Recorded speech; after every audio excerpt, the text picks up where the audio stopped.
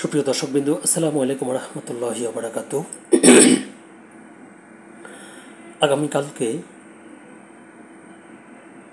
মানুষ এক নতুন ইতিহাসের সাক্ষী হতে যাচ্ছে।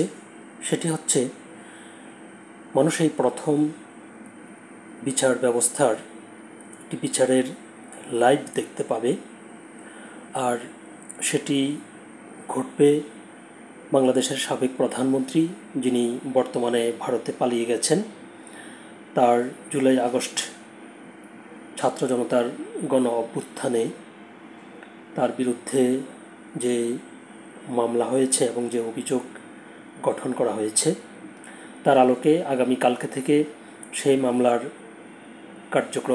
আনুষ্ঠানিক কার্যক্রম শুরু হচ্ছে, যেটি বাংলাদেশ টেলিভিশন লাইভ দেখাবে। এই সংক্রান্ত একটি খবর প্রকাশিত হয়েছে দ্য বিজনেস স্ট্যান্ডার্ড বাংলা সংস্করণে। আমরা দেখি খবরটির বিস্তারিত কী লিখেছে। ইতিহাসে এই প্রথম ট্রাইব্যুনালে শেখ হাসিনার মামলার শুনানি কাল সরাসরি সম্প্রচার করা হবে বিটিভিতে। ট্রাইব্যুনালের অনুমতি সাপেক্ষে আগামীকাল সকাল 9:30টায় শুনানি বিটিভিতে সরাসরি সম্প্রচার করা হবে। মানবতাবিরোধী অপরাধে সাবেক প্রধানমন্ত্রী শেখ হাসিনার বিরুদ্ধে আনুষ্ঠানিক অভিযোগ দাখিলের শুনানি আগামীকাল রোববার 1 জুন সরাসরি সম্প্রচার করবে বাংলাদেশ টেলিভিশন।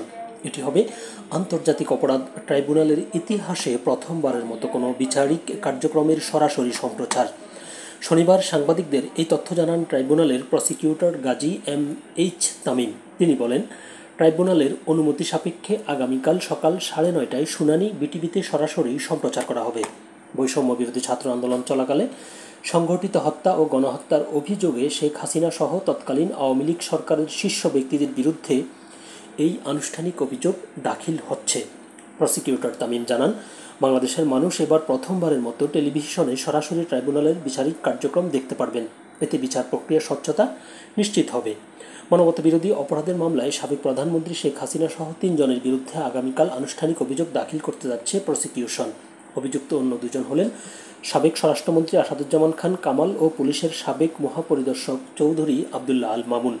এর আগে 12 মে জুলাই আগস্টের গণহত্যার ঘটনায় মানবতাবিরোধী অপরাধের অভিযোগে শেখ হাসিনার বিরুদ্ধে তদন্ত প্রতিবেদন দাখিল করে ট্রাইব্যুনালের তদন্ত সংস্থা। চিফ প্রসিকিউটর কার্যালয়ে তদন্ত সংস্থার কর্মকর্তারা প্রতিবেদনটি দাখিল করেন। এতে জুলাই গণহত্যার নির্দেশদাতা হিসেবে শেখ হাসিনার নাম উঠে এসেছে।